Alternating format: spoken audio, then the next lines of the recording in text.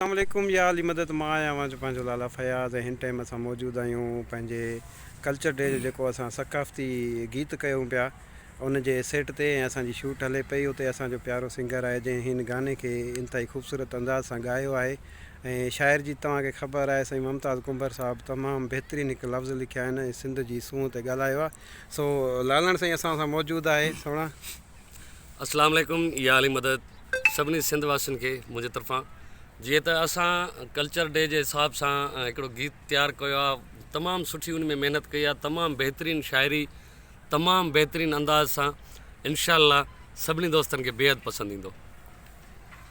अस्सलाम वालेकुम या अली मदद ऐं मां आहियां आरज़ू हुसैन। जीअं त तमामु बहितरीनु गानो आहे कल्चर डे जो।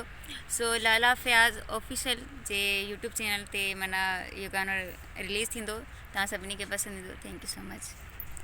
वरी महिरबानी दोस्तो। हीउ जेको गानो असां अपलोड कयूं पिया सुभाणे 5 डिसंबर जुमा जे ॾींहुं सुबुह जो 6 बजे इहो तव्हांखे ॾिसण लाइ मिलंदो ऐं हिन गाने खे ॾिसिजो, शेयर कजो, लाइक कजो, कमेंट कजो ऐं पंहिंजे कमेंट जेको आहे क़ीमती राय जेकी आहे तव्हांजी असांजो कमु तव्हांखे कीअं लॻो ऐं अॻिते छा करणु घुरिजे उनखां बि असांखे आगाह कजो।